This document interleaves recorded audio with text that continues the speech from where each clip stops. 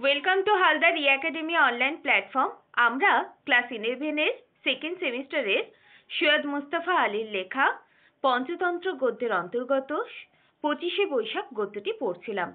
আগের দিনের ক্লাসে আমরা দেখেছি যে রবীন্দ্রনাথ ঠাকুরের গান এর সঙ্গে যে তুলনা লিডার গানের বা গজল গানের, জার্মানির যে গান লিডার এবং আমরা ইরানের যে গান গজল, এই দুটো গানের যে তুলনা, সেই তুলনা কিন্তু আমরা দেখেছিলাম। এবং সেই তুলনা করতে গিয়ে কিন্তু বারবার করে সৈয়দ মুস্তাফা আলী বলেছেন যে রবীন্দ্রনাথ ঠাকুরের গান সেটা কিন্তু একদম অখণ্ড গান, যে গান আমরা যদি একবার শুনি তাহলে তার আস্বাদন, তার রস যদি আস্বাদন করতে শিখে যাই, তাহলে কিন্তু অন্য কোনো গানের যে কতটা খামতি রয়েছে সেটা কিন্তু আমরা বুঝতে পারবো।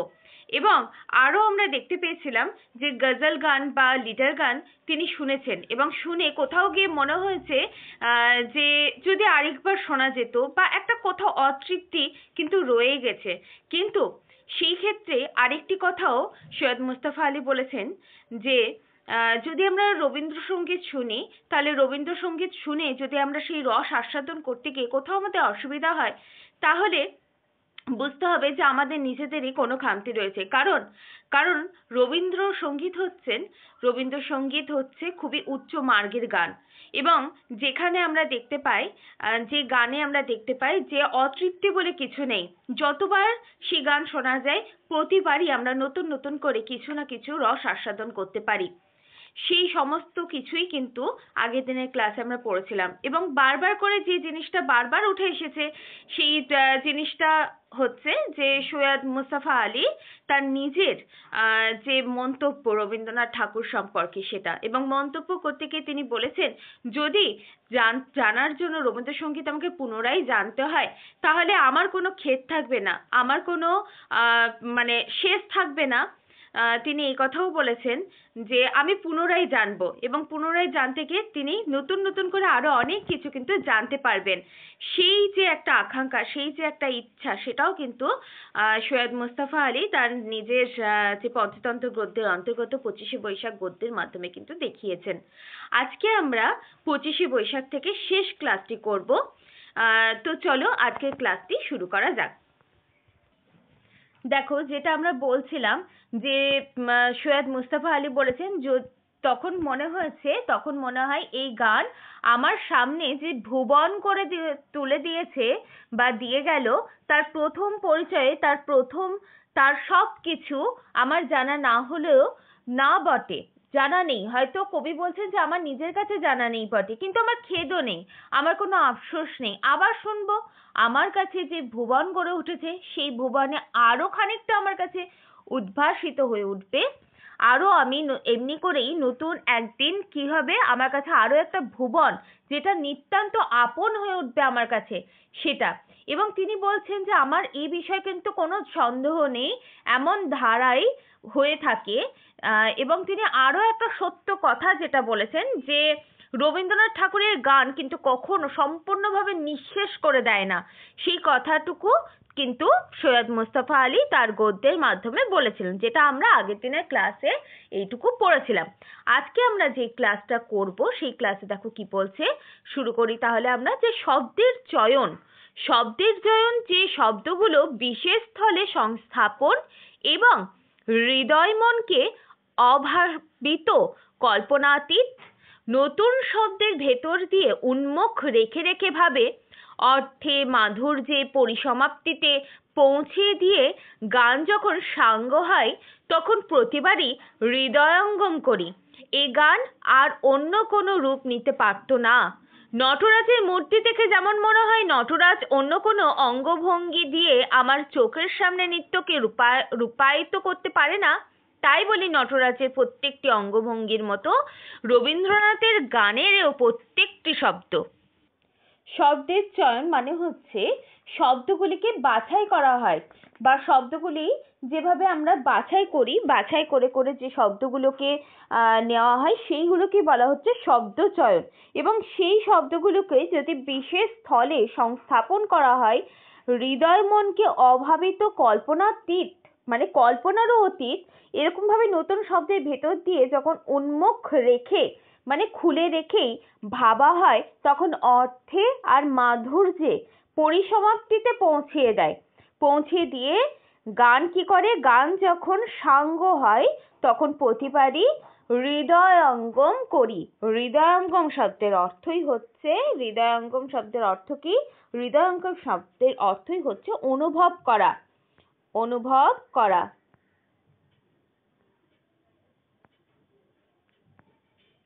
অনুভব করা, ঠিক আছে, অনুভব করি।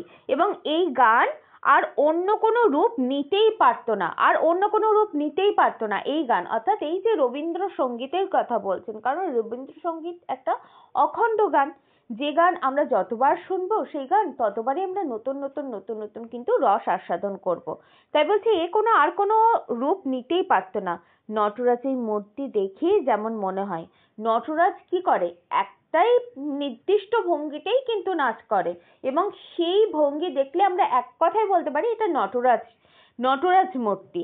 তাই বলছে নটরাজ অন্য কোনো অঙ্গি ভঙ্গি দিয়ে আমাদের চোখের সামনে নৃত্যকে রূপায়িত করতে পারতেনই না।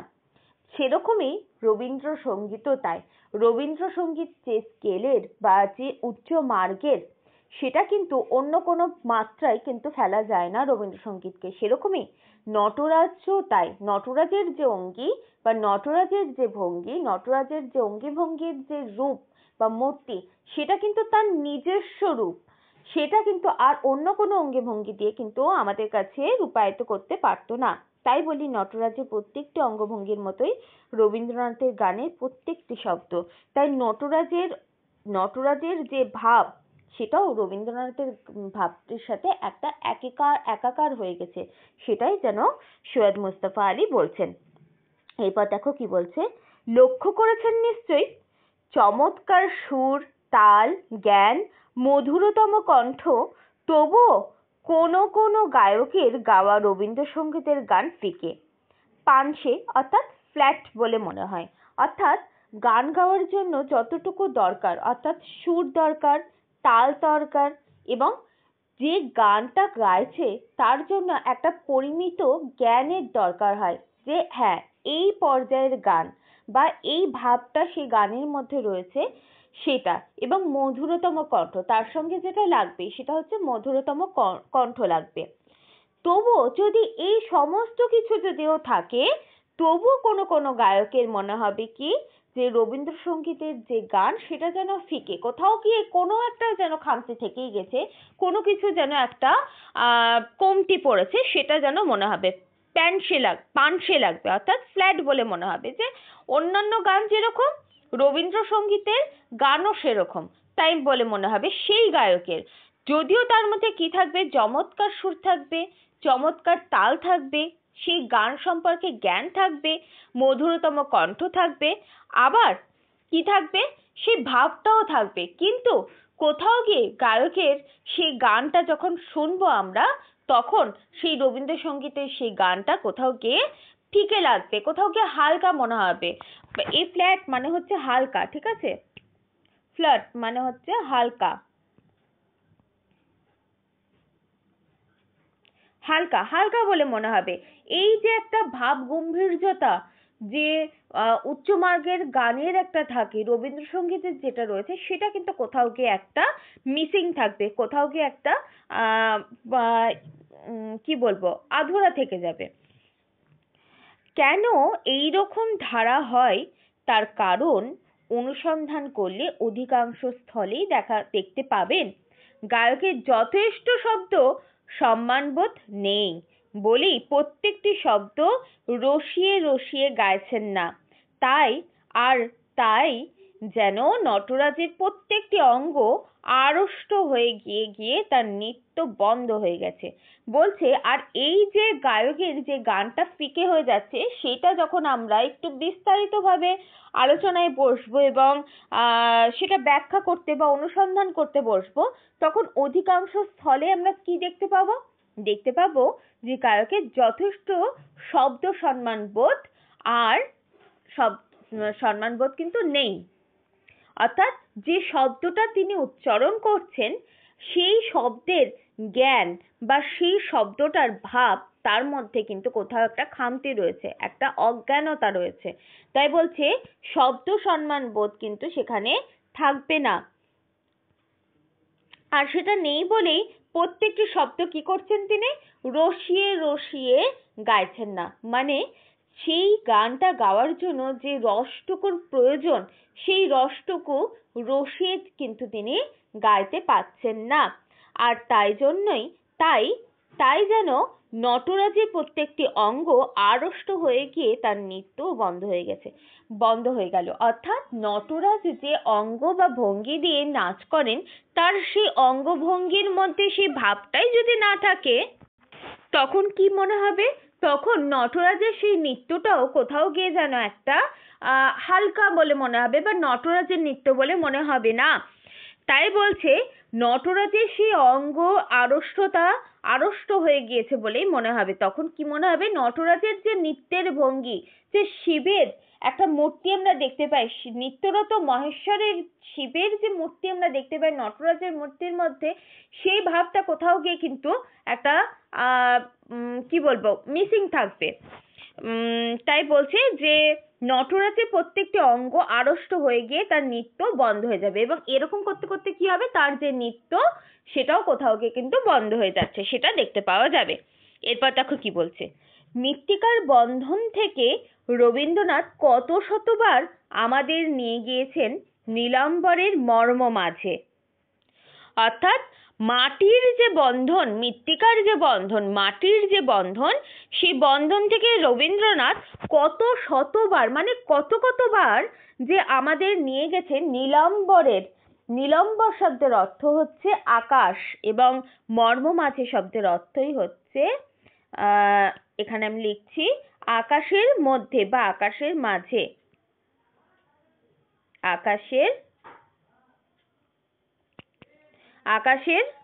আকাশের তাহলে মর্ম মাঝে মানে হচ্ছে মধ্যে, ঠিক আছে? তাহলে আকাশের মধ্যে, অর্থাৎ রবীন্দ্রনাথ ঠাকুর তিনি কি করেছেন, তিনি মৃত্তিকার বন্ধন থেকে, অর্থাৎ মাটির যে বন্ধন, মাটির যে একটা কি হয়, মাটির সাথে আমাদের যে একটা একাত্মতা রয়েছে, সেই বন্ধন থেকে কোথাও গিয়ে মুক্তি করে নিয়ে গেছেন কোথায়, আকাশের মাঝে নিয়ে গেছেন। তার লেখায়, তার কবিতায়, তার গানে সেই কথাটাই সৈয়দ মুস্তাফা আলী কিন্তু বলছেন। এরপর দেখো বলছে, আবার যখন তিনি আমাদের পৃথিবীতে ফিরিয়ে নিয়ে আসেন তখন এই মৃত্তিকায় স্বর্গের যে অধিকতর মধুরময় হয়ে ওঠে। বলছে আবার যখন তিনি আকাশ থেকে আমাদেরকে পৃথিবীতে ফিরিয়ে নিয়ে আসেন তখন কি মনে হয়, তখন মনে হয় যে পৃথিবী আমাদের কাছে সব থেকে মধুরতম স্থান, সব থেকে প্রিয় স্থান, সব থেকে কাছের স্থান। কারণ এই মৃত্তিকাতেই, এই মাটিতেই আমাদের জন্ম, এই মায়ের কাছেই আমরা বড় হয়ে উঠেছি, এই পৃথিবীর বুকেই আমাদের চার হাত পা, অর্থাৎ হাত আর পা, এই চারটের যে ছাপ, অর্থাৎ আমরা যখন হামাগুড়ি দিয়েছি সেই প্রত্যেকটা ছাপ এই পৃথিবীর বুকেই কিন্তু লেগে আছে। তাই বলছে যে মৃত্তিকার বন্ধন থেকে রবীন্দ্রনাথ কত শতবার আমাদের নিয়ে গেছেন নীলাম্বরের মধ্য মাঝে, আবার যখন তিনি আমাদের ফিরিয়ে নিয়ে এসেছেন, কোথা থেকে ফিরিয়ে নিয়ে এসেছেন, সেই স্বর্গের পথ থেকে, সেই স্বর্গের মধ্যে থেকে, সেই আকাশের মধ্য থেকে, তখন অধিকতর মধুরময় বলে মনে হয়েছে। তখন মধুরময় বলে মনে হয়েছে অধিকতর, কাকে মনে হয়েছে, এই পৃথিবীকে মনে হয়েছে, যেখানে আমাদের স্থান, যেখানে আমাদের জন্ম হয়েছে, সেই পৃথিবী আমাদের কাছে সব থেকে মধুরতম একটা স্থান হয়ে উঠেছে। সেই কথাটা সৈয়দ মুস্তাফা আলী তার পঞ্চতন্ত্র গদ্যের অন্তর্গত এই 25শে বৈশাখ গদ্যতে কিন্তু বলেছেন। দেখো এরপর বলেছে, তারাই তারাই দৃপ্তি শিখায় অগ্নি জলে নিদ্রাবিহীন গগনতলে, শুনে কি কল্পনা করতে পারি যে ওই আলোক মাতাল স্বর্গসভার মহানগণ হোথাই ছিল কোন যুগে মোর নিমন্ত্রণ। এটা পুরোপুরিভাবেই এটা লেখা হয়েছে, এখানে আমি লিখে দিচ্ছি, এটা লেখা হয়েছে আমাদের গীতবিতান থেকে। গীতবিতান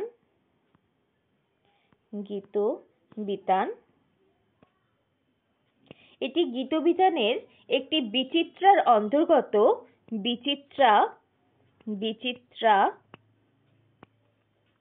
বিচিত্রার অন্তর্গত ৭৭ নম্বর যে গান ৭৭ নম্বর যে গান, সেই গানটি এখানে বলেছে যে তারায় তারায়, আকাশের যে তারা, সেই তারায় তারার দীপ্তি শিখার, মানে তাদের যে আলো, সেই দীপ্তি শিখার অগ্নি জলে, কোথাও গিয়ে যেন একটা আগুন জ্বলছে সেই নিদ্রাবিহীন গগনতলে। মানে এই আকাশটা কি হচ্ছে, নিদ্রাবিহীন। কারণ আমরা সকালে কিন্তু তারাগুলোকে দেখতে পাই না, কারণ সূর্যের আলো এতটাই প্রখর থাকে। কিন্তু রাত্রিবেলায় তখন কি হয়, নিদ্রাবিহীন, তখন যেন আকাশ আর ঘুমাতে পারে না।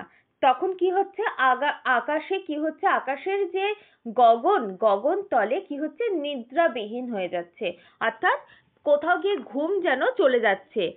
আর কি বলছে, শুনে কি কল্পনা করতে পারি, আর এই শব্দগুলো শুনে কি কল্পনা করতে পারি যে ওই আলোক মাতাল স্বর্গ সভার মহাঙ্গন কোথায় ছিল কোন যুগে মোর নিমন্ত্রণ। আর বলছে এই গগনেই যায়, আর আমার মতো আবার কি হচ্ছে, আমি আবার কি করছি, একবার পাতালে আসছি, একবার স্বর্গে যাচ্ছি। তাই বলছি এই স্বর্গসভার যে মহা অঙ্গন, এই মহা অঙ্গনে আকাশ আর পাতাল, এই আকাশ পাতালই আমি করছি, কিন্তু কোথায় ছিল কোন যুগে মোর নিমন্ত্রণ, কোন যুগে যে আমার নিমন্ত্রণ ছিল সেটা আমি কোথায় যেন একটা কল্পনা করছি, সেটা একটা কল্পনা শক্তি। এবং এই ভীষণ সুন্দর গানটা রবীন্দ্রনাথ ঠাকুরের গীতবিতানের যে বিচিত্রার যে পর্ব, বিচিত্রার অন্তর্গত ৭৭ নম্বর গানেই কিন্তু রয়েছে। এরপর দেখো কি বলছে, তারপর যখন মনকে তৈরি করলুম সেই স্বর্গসভার নব নব নব অভিজ্ঞতার জন্য, তখন আবার হঠাৎ আমি কালের সাগর পাড়ি দিলে এলেম চলে নিদ্রাবিহীন গগনতলে। বলছে কি, যে তারপর আবার যখন মনকে আমি তৈরি করলুম, মানে নিজের মনকে যখন আমি তৈরি করলাম যে স্বর্গ সভার নব নব, অর্থাৎ নতুন নতুন অভিজ্ঞতার জন্য আমি আবার কি করেছি, কালের সাগর পাড়ি দিয়েছি, দিয়ে এলেম চলে নিদ্রাবিহীন গগনতলে, এই আকাশের তলায় নিদ্রাবিহীন সেই গগনতলে যখন আবার চলে এলাম। তাই বলছে দেখো, যে তারপর যখন মনকে আমি তৈরি করলাম সেই স্বর্গ সবার নব নব নব অভিজ্ঞতার জন্য। দেখো এখানে নব নব নব এই শব্দটা কিন্তু ৩ বার ব্যবহৃত হয়েছে, কারণ আমাদের মন কি হয়, আমাদের মন কিন্তু সর্বদা নতুন নতুন অভিজ্ঞতার জন্য নতুন নতুন অভিজ্ঞতাই কিন্তু সঞ্চার করে।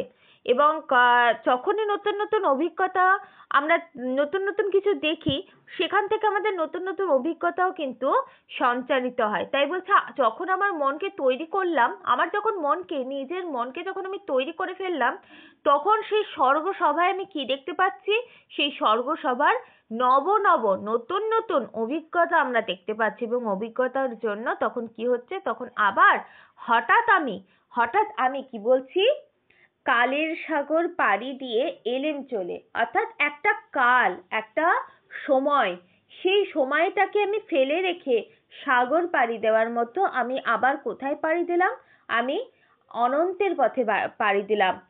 তাই বলছে যে নিদ্রাবিহীন গগনতলে, যে গগন নিদ্রাবিহীন, যার কোনো নিদ্রা নেই, সেই গগনতলে আমি যখন পাড়ি দিলাম, তখন কি হলো, আমি নব নব নব অভিজ্ঞতা সঞ্চার করছি। নতুন নতুন নতুন অভিজ্ঞতা আমার মধ্যে কিন্তু খেলা করছে, বা নতুন নতুন অভিজ্ঞতা আমার মধ্যে কিন্তু সঞ্চার করছে। তারপর এই ধারার কি অপরূপ বর্ণনা, তারপর যে বর্ণনাটা আমি করছি সেটা কেমন বর্ণনা, সেটা অপরূপ বর্ণনা। কি বর্ণনা, হেথা মন্দ মধুর কানাকানি জলে স্থলে, শ্যামল মাটির ধরাতলে, হেথা ঘাসে ঘাসে রঙিন ফুলের আলিম্পন, বনের পথে আধার আলোর আলিঙ্গন। বলছে দেখো, রবীন্দ্রনাথের গান যেখানে, রবীন্দ্রনাথের লেখা যেখানে, বা উপন্যাস যেখানে, আমরা যদি এখন দাক্ষর নাটকটাকে নিয়ে বিশ্লেষণ করি, সেখানেও কিন্তু আমরা দেখতে পেয়েছিলাম যে একটা কোথাও প্রকৃতির সঙ্গে একটা মানব হৃদয়ের যে মেলবন্ধন, সেটা কিন্তু আমরা দেখেছিলাম। তারপর আমরা যদি রক্তকরবীটা দেখেছিলাম, রক্তকরবী নাটকটা দেখেছিলাম, সেখানেও কিন্তু আমরা দেখতে পেয়েছিলাম, অর্থাৎ তার লেখাতে, রবীন্দ্রনাথ ঠাকুরের লেখাতে কোথাও গিয়ে প্রকৃতি বারবার কিন্তু উঠে এসেছে। এবং প্রকৃতির শুধু উঠে আসেনি, প্রকৃতির প্রত্যেকটা জিনিস উঠে এসেছে, প্রত্যেকটা পুঙ্খানুপুঙ্খ ব্যাখ্যা কিন্তু আমরা দেখতে পেয়েছি। যেখানে জল থেকেছে, যেখানে স্থল থেকেছে, সেখানে শ্যামল থেকেছে, মাটি থেকেছে, আবার এই ধরাতল তো থেকেইছে। সঙ্গে ঘাসের মধ্যেও যে সৌন্দর্যতা, সেটাও কিন্তু থেকেছে। দেখো এখানে কি বলছে, যে হেথা মন্দ মধুর কানাকানি জলে স্থলে, জল আর স্থল এটা কিন্তু পুরোপুরিভাবে বিপরীত, কিন্তু কোথাও গিয়ে একটা তাদের মধ্যে একটা ঐক্য দান কিন্তু এনে দিয়েছেন কে, রবীন্দ্রনাথ ঠাকুর। এবং বলছে এই ধরাতলে কি হয়েছে, কখনো স্বর্গে এবং কখনো মর্তে। কি কি বলছে, কখনো স্বর্গে, কখনো মর্তে, আপন অজানাতেই আমরা কি করেছি, বারবার কিন্তু পাড়ি দিয়েছি, বারবার কিন্তু নতুন করে অভিজ্ঞতা সঞ্চার করেছি। তাই বলছে এই ধরাতলের কি অপরূপ বর্ণনা, এই যে এই পৃথিবী, গোটা পৃথিবী জুড়ে আমাদের যে অপরূপ বর্ণনা রয়েছে, সেই বর্ণনা একমাত্র বলাটা ভুল, অন্যান্য লেখকের থেকেও কোথাও গিয়ে রবীন্দ্রনাথ ঠাকুরের সৃষ্টি কিন্তু অনবদ্য। রবীন্দ্রনাথ ঠাকুরের সৃষ্টির মধ্যে যে পুঙ্খানুপুঙ্খ ব্যাপারটি রয়েছে, সেটি কিন্তু অন্যান্য সকল কবি লেখককে কিন্তু পেছনে ফেলে তিনি কিন্তু আগিয়ে গেছেন। এবং বাঙালির কাছে যে সম্পদ, সেই সম্পদ কিন্তু আর অন্য কারোর কাছে নেই। দেখো কি বলছে, হেথা মন্দ মধুর কানাকানি জলে স্থলে, শ্যামল মাটির ধরাতলে। শ্যামল, এই শস্য শ্যামলে ভরা আমাদের যে দেশ, আমাদের যে পৃথিবী, এবং তার সঙ্গে মাটি আর ধরাতল, এই পৃথিবী, বলছে এই যে একটা ঐক্যদান, সেই ঐক্যদান লিখেছেন কে, রবীন্দ্রনাথ ঠাকুর। হেথা ঘাসে ঘাসে রঙিন ফুলের আলিম্পন, বলছি এই সেই ঘাস ফুলগুলোরও যে সৌন্দর্যতা, যে ভাবমূর্তি, সেটাকেও বিশ্লেষণ কোথাও গিয়ে করেছেন রবীন্দ্রনাথ ঠাকুর। বনের বধে আলোর আধার আলিম্পন, সেটাও দেখিয়েছেন রবীন্দ্রনাথ ঠাকুরই। এখানে আসলে তিনি এটাই বোঝাতে চেয়েছেন, কখনো স্বর্গে কখনো মর্তে, আমাদের আপন জায়গাতে বা অজানা জায়গাতে কখনো দেবতাকে মানুষ হতে দেখিয়েছেন, আবার মানুষকে দেবতা হতেও কিন্তু দেখিয়েছেন। কে দেখিয়েছেন? প্রিয় কবি রবীন্দ্রনাথ ঠাকুরই দেখিয়েছেন। এবং বলছেন দেখো, এই এই এই যে এই কথাটা আমরা বললাম, দেখো এটা নিচেই লেখা আছে, কখনো স্বর্গে কখনো মর্তে, আপন অজানাতে, এই যে মধুর আনাগোনা, মানুষকে দেবতা বানিয়ে আবার দেবতার যে মহত্বের মানুষ করে তোলা, এটাই আমি এক্ষুনি বললাম, যে কখনো তিনি স্বর্গকে মর্তে এনেছেন, আবার কখনো কি হয়েছে, মর্তকে স্বর্গতে নিয়ে গেছেন।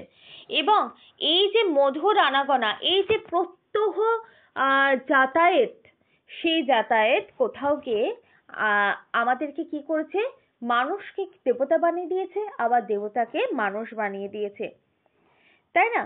এই যে রবীন্দ্রনাথ ঠাকুরের যে সৃষ্টি, সেই সৃষ্টির মহত্তর মানুষ করে দিয়েছে। এই সৃষ্টিটা কি একটা অনবদ্য সৃষ্টি, এই সৃষ্টিটা কোথাও কিন্তু কোনো শেষ নেই।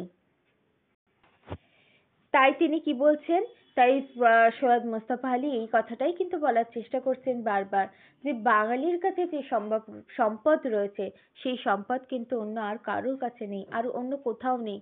এই সম্পদে কি হয়েছে, এই সম্পদ আমাদের কাছে যে কতটা দামি, কতটা খাঁটি, সেটা হয়তো আমরা অনুভব করি, কিন্তু আমরা সেই অনুভূতিটা আমাদের কিছু কি হয়, আমাদের নিজস্ব যে সম্পদ, সেই সম্পদে কোথাও গিয়ে আমরা কিন্তু কোথাও কখনো কখনো আমরা কিন্তু হারিয়ে ফেলি, এবং হারিয়ে ফেলে আমরা কি করি, আমরা অন্যের যে সম্পদ, সেই সম্পদকে নিয়ে টানাটানি করি। তাই বলছে, তাই সেখান থেকে উঠে এসেছে সেই লিডার গানের কথা, সেই গজল গানের কথা, যে গান যে গজল গান বা যে লিটার গান শুনে কবির কোথাও গিয়ে একটা অতৃপ্তি রয়ে গেছে, কোথাও গিয়ে মনে হয়েছে যে শুনতে শুনতে আরো হয়তো কিছু শুনলে তবে হয়তো তার মনটা হয়তো তৃপ্তিতে ভরতো।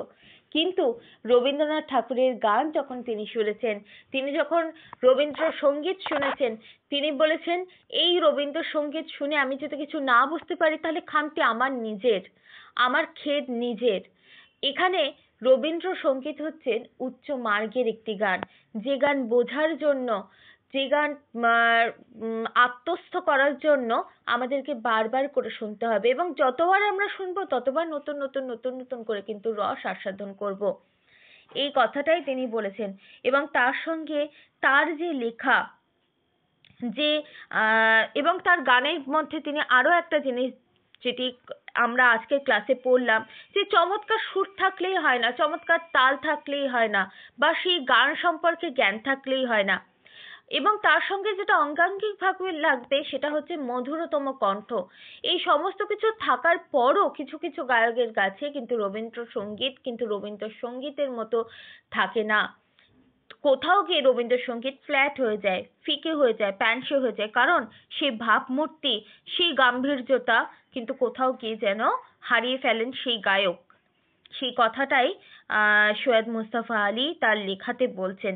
এবং তিনি আরো বলছেন যে গায়কের মধ্যে হয়তো সেই গান যে গান করছেন, সেই গানের মধ্যে যে শব্দগুলো রয়েছে সেই শব্দের সম্মান বা সম্মানবোধ বা শব্দের যে অর্থ, সেটা হয়তো জ্ঞানের কিছুটা অভাব রয়েছে বলেই হয়তো গানটা সম্পূর্ণভাবে আমাদের মনে হয়তো জায়গা করতে পারছে না, বা আমাদের কোথাও গিয়ে মনে হচ্ছে যে ফ্যানসে, সরি, পানসে বা ফিকে মনে হয়েছে। যেমনটা নটরাজ যদি অন্য কোনো অঙ্গভঙ্গিতে নাচ করেন, তাহলে নটরাজের অঙ্গি ভঙ্গি যুক্ত যে নৃত্য, সেটাও কোথাও গিয়ে যেন একটা বন্ধ হয়ে যাবে।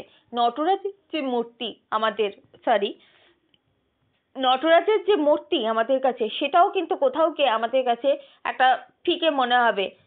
এবং নটরাজের মূর্তির যে ভাব, নটরাজের মূর্তির যে কলা, সেই কলাটাও কিন্তু কোথাও গিয়ে কিন্তু নষ্ট হয়ে যেতে পারে।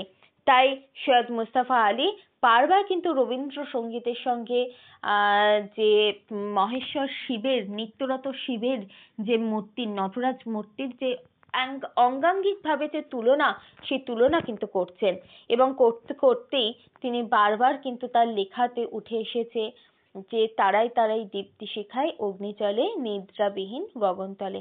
আবার কখনো কোথাও গিয়ে তার লেখাতে উঠে এসেছে যে নতুন নতুন অভিজ্ঞতার কথা, নতুন নতুন অভিজ্ঞতা সঞ্চার করার কথা, নতুন নতুন সময়, যে সময় থেকে আমরা নতুন কিছু অভিজ্ঞতা সঞ্চার করব, সেই সময়ের কথা। এবং কালের সাগর পাড়ি দিয়ে এলেম চলে নিদ্রাবিহীন গগনতলে। বলছে একটা কাল, একটা নির্দিষ্ট সময় অবধি আমরা তো পৃথিবীতে থাকি, সেই পৃথিবীতে থেকে আমরা যখন অনন্তের পথে পাড়ি দিই, তখন আমি কি কোথায় যাই? নিদ্রাবিহীন গগনতলে যাই, যে গগনতলে দীপ্তিশিখায় কি জ্বলে রয়েছে? সেই দীপ্তিশিখায় নক্ষত্রগুলো জ্বলজ্বল করছে। সেই দীপ্তিশিখায় কিন্তু কি করছে? নিদ্রাবিহীন গগনতলে তিনি পাড়ি দিয়েছেন, সেই কথাটা কিন্তু বলছেন। তারপর দেখো কি বলছে, যে এই ধারার যে অপরূপ বর্ণনা, অর্থাৎ এই পৃথিবীর যে অপরূপ বর্ণনা, এই পৃথিবীর সৌন্দর্য, সেটা কোথাও গিয়ে বিশ্লেষণ আমরা কিন্তু সেই পুঙ্খানুপুঙ্খ দৃষ্টি কিন্তু আমাদের মধ্যে কিন্তু নেই, কিন্তু রবীন্দ্রনাথ ঠাকুরের ছোটবেলা থেকেই কিন্তু সেই দৃষ্টি ছিল। সেই জন্য সে বারবার যে ছোটবেলা থেকে আমরা দেখেছিলাম যে ঘরের ভেতর থেকেও তিনি কিন্তু প্রকৃতিকে দেখতেন এবং প্রকৃতির সৌন্দর্য সেই অনুভব কিন্তু করতেন, এবং সেই অনুভূতিগুলি কিন্তু তার লেখাতে স্পষ্টভাবে কিন্তু তুলে ধরেছেন। এবং বলছেন যে তারপর এই ধারার কি অপরূপ বর্ণনা, এই যে অপরূপ বর্ণনা, সেই বর্ণনা করতে গিয়ে বলছে যে হেথা মন্দ মধুর কানাকানি। মন্দ যেরকম রয়েছে, এই হেথা বলতে এই পৃথিবীতে কি রয়েছে? মন্দ রয়েছে, খারাপ জিনিস রয়েছে, সেরকম মধুর জিনিসও রয়েছে, ভালো জিনিসও রয়েছে। কানাকানি করছে জলে আর স্থলে, এবং জল আর স্থল দুটি বিপরীত হলেও তারাও যেন কানাকানি করছে শ্যামল মাটির ধরাতলে। এই শ্যামলে শস্যতে ভরা এই পৃথিবীতে জল আর স্থলও যেন কোথাও গিয়ে কানাকানি করছেন, এবং সেই কানাকানিতে কোথাও মধুর শব্দ উঠে আসছে, কোথাও আবার উঠে আসছে কি শব্দ? মন্দ শব্দ। আর কি বলছে? হেথা ঘাসে ঘাসে রঙিন ফুলের আলিঙ্গন। আর কি হচ্ছে? ঘাসে ঘাসে যে ঘাসফুল রয়েছে, এবং ঘাসে ঘাসের মধ্যে আমাদের যে আমরা হয়তো অবহেলায় সেই ফুলগুলোকে হয়তো পাড়ি দিয়ে চলে যায়, সেই ফুলগুলোর যে রং বেরঙিন রঙিন যে ফুল, সেই রঙিন ফুলের যে গল্প, সেই গল্পও কিন্তু আমাদের কোথাও গিয়ে কিন্তু উঠে এসেছে। এবং বনের পথে আধারে আলোর যে আলিঙ্গন বলছে। আর বনের পথে কি হয়? বনে কি হয়? ছোট ছোটও যেরকম গাছ থাকে, বড় বড় গাছ থাকে, এবং বড় বড় গাছে কি করে? সূর্যের আলোটাকে কোথাও আলো দেয়, কোথাও আঁধারে দেয়, এবং আলো আঁধারের যে গল্প, সেই গল্পও কিন্তু কোথাও লিখে থাকছে কোথায়? এই পৃথিবীতে, এই ধরাতলে। রবীন্দ্রনাথ ঠাকুরের যে অশেষ যে অসম্ভব সুন্দর বর্ণনা তার লেখনীতে বারবার কিন্তু উঠে এসেছেন, সেই কথাটাই সৈয়দ মুস্তাফা আলী লিখছেন। এবং লেখার ফলেই কিন্তু, এবং সৈয়দ মুস্তাফা আলী রবীন্দ্রনাথ ঠাকুরের সেই লেখাকে তুলে ধরার জন্যই কিন্তু এই গীতবিতানের বিচিত্রার পর্ব থেকে নেওয়া যে ৭৭ নম্বর গান, সেটি যেমন তুলে ধরেছেন, তেমনই তুলে ধরেছেন এমনটি আর পড়িল না চোখে আমার যেমন আছে। এটা পুরস্কার কবিতার একটি লাইন। এইটাও দেখতে পাওয়া যায় যে বাঙালির সম্পদের কথা, বাঙালির সম্পদ, বাঙালির কাছে এটাও কিন্তু সোনার তরীর একটি লেখা, যেটিও কিন্তু রবীন্দ্রনাথ ঠাকুরই লিখেছেন। সেই লেখাতেও কিন্তু বারবার এটাই উঠে আসছে যে বাঙালির কাছে যে সম্পদ আছে, সেই সম্পদ কিন্তু আমরা হাজার যদি খুঁজি, সেই সম্পদ কিন্তু আমরা মেলাতে পারবো না। তাই একদম শেষে সৈয়দ মুস্তাফা আলী দেখো কি বলছে, আর একটা ছোট্ট প্যারাগ্রাফে তিনি আরো কিছুটা শব্দ, কিছুটা কথা রবীন্দ্রনাথ ঠাকুর সম্পর্কে সৈয়দ মুস্তাফা আলী বলছেন যে কখনো স্বর্গ কখনো মর্ত, অর্থাৎ কখনো আমাদের স্বর্গতে উঠাচ্ছেন, কখনো আমাদের মর্তে নামাচ্ছেন, আপন অজানাতে, অর্থাৎ কোনোটা আমাদের খুবই আপন, আবার কোনোটা আমাদের অজানা। আপন অজানাতে যে মধুর আনাগোনা রয়েছে আমাদের এই বিশ্ব সংসার জুড়ে, বিশ্ব জগৎ জুড়ে যে আনাগোনা চলছে, যেখানে সবাই আমাদের আপনজন, আবার কিছু রয়েছে আমাদের অচেনা। যে অচেনা মানুষগুলো আমরা ক্রমশই তাদেরকে চেনা করে নিচ্ছি, আবার কিছু চেনা মানুষ আমাদের কোথাও গিয়ে অজানা হয়ে যাচ্ছে। তাই বলছি, এই যে মধুর আনাগোনা, মানুষকে দেবতা বানিয়ে আবার তাকে দেবতার যে মহত্তর মানুষ করে তোলা, অর্থাৎ মানুষ তাকে দেবতা বানিয়ে দিচ্ছে, আবার দেবতার চেয়েও মহৎ, সেই মহৎ মানুষ করে দিচ্ছে মাত্র কয়েকটি শব্দ আর একটুখানি সুর দিয়ে। বলছে মাত্র কয়েকটি শব্দ, শব্দেরই তো চয়ন, শব্দেরই তো খেলা। সেই খেলার মাধ্যমেই কিন্তু একটা গোটা কবিতা লেখা হচ্ছে, একটা গোটা নাটক লেখা হয়ে যাচ্ছে, উপন্যাস লেখা হয়ে যাচ্ছে। আর সেই শব্দগুলোকেই পরপর বসিয়ে তার মধ্যে সুর দিয়েই হয়ে যাচ্ছে কি? গান। তাই বলছে আর মাত্র কয়েকটি শব্দ আর একটুখানি সুর দিয়ে এই অলৌকিক কর্ম যিনি করতে পারেন তিনি বিশ্বকর্মা মহাত্মা।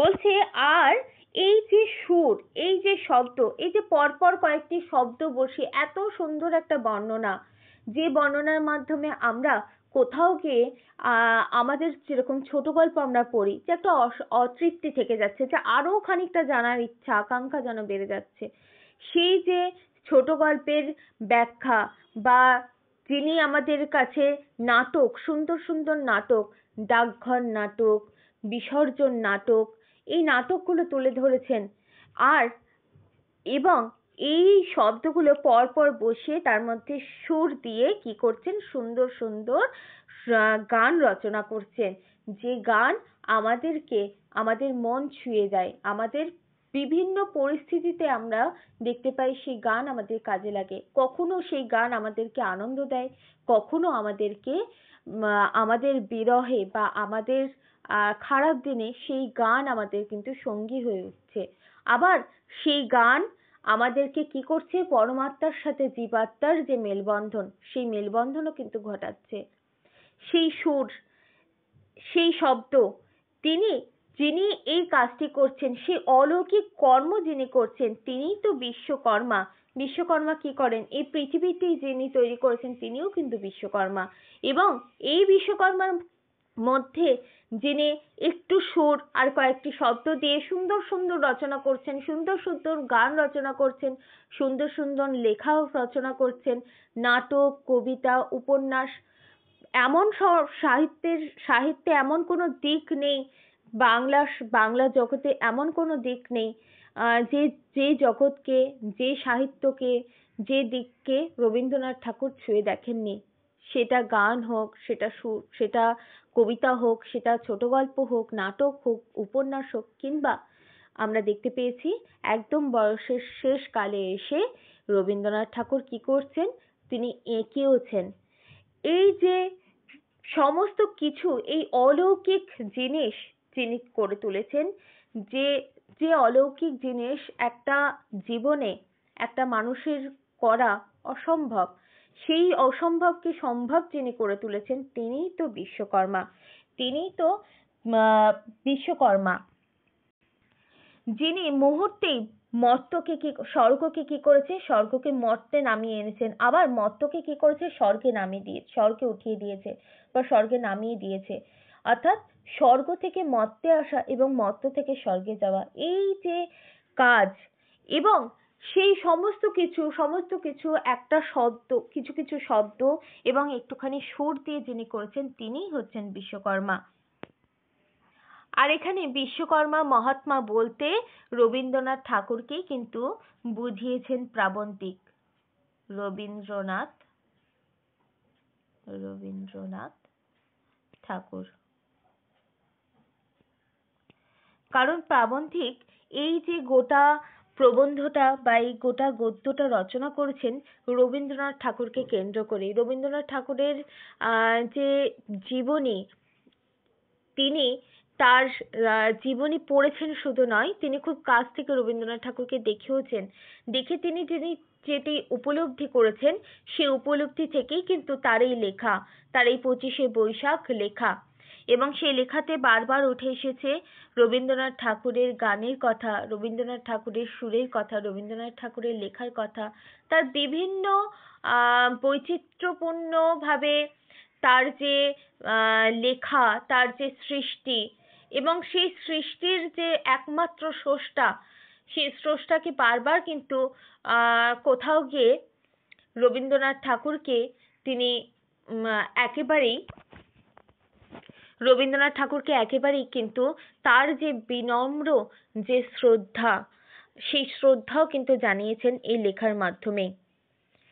এবং আমরা যে এই যে 25শে বৈশাখ গদ্যটি যেটি পড়লাম, সেই গদ্য থেকে প্রথম থেকে আমরা যদি একেবারেই দেখি, সেখানে প্রথমেই কিন্তু তিনি বলেছেন যে রবীন্দ্রনাথ ঠাকুরের যে সঙ্গ পেয়েছিলেন, সেই সঙ্গ পেয়েছিলেন তাকে ব্যক্তিগতভাবে দেখিয়েছিলেন। কারণ সৈয়দ মুস্তাফা আলী তিনি খুব কাছ থেকে রবীন্দ্রনাথ ঠাকুরকে চিনেছেন, বলাটা ভুল, চিনেছেন। এবং সেখান থেকেই তার যে পাঠ্য 25শে বৈশাখ, তিনি প্রথমেই বলে দিয়েছিলেন সুশীল পাঠক এবং সহৃদয়া পাঠিকাকে অপরাধ নেবেন না। যদি কোথাও ভুল হয়, যদি কোথাও হয়তো তার ব্যাখ্যা করতে গিয়ে কোথাও ভুল হয়ে গেছে, তাই সুশীল পাঠক এবং সহৃদয় পাঠিকাকে কিন্তু কিছু না মনে করতে বলেছেন, অপরাধ না নিতে বলেছেন। এবং সেখান থেকেই যখন সৈয়দ মুস্তাফা আলী সেই গদ্যটি শুরু করেছেন, সেখানে বারবার কিন্তু তার উপন্যাসের কথা, তার ছোট গল্পের কথা, এবং কোথাও গিয়ে যে মপাসা বা চেকভকে যে ছাপিয়ে গেছেন, সেই জিনিসগুলো কিন্তু বারবার উঠে এসেছে তার গদ্যের মধ্যে। এবং তাছাড়া আমাদের কাছে এই যে ছোট গল্প হিসাবে তিনি যে অমরত্ব একটি অমরত্ব দান করেছেন, তার যে অমর সৃষ্টি দান করেছেন, সেটাও কিন্তু তার এই লেখাতে উঠে এসেছে। প্রাবন্তিকের বিশ্বাস যেটি, সেটিও কিন্তু উঠে এসেছে। এবং তারপরের যে দিকটা সেটাই হচ্ছে সুর, সেটাই হচ্ছে গান। সেই গান নিয়েই তো আমরা আজকের আলোচনাতে প্রচুর আলোচনা করলাম যে গান, সেই গান হয়তো আমরা যতবার শুনবো সেই শোনার মধ্যে যদি কোথাও খামতি থাকে সেটা নিজের খামতি। সেই হয়তো উচ্চমার্গের গান আমরা হয়তো বুঝতে পারছি না বলে আমাদের খামতি রয়েছে, সেখানে কিন্তু রবীন্দ্রনাথ ঠাকুরের কিন্তু খামতি নয়, বা রবীন্দ্রনাথ ঠাকুরের গান বা সুরের কোনো খামতি নেই। সেই সেই সেই বলেছেন রবীন্দ্রনাথ ঠাকুরের গানের সম্পর্কে সৈয়দ মুস্তফা আলী বলেছেন যে যতবার না বুঝতে পারবো আমি ততবার অনুভব করবো, আমি ততবার শুনবো, আমার সেখানে কোনো খেদ নেই। এবং সেই সেখান থেকেই তার যে জানার যে বা তার যে আত্মস্থ করার যে একটা আকাঙ্ক্ষা সেটা ক্রমশ যেন বেড়ে উঠেছে, সেটাও আমরা দেখতে পেয়েছি।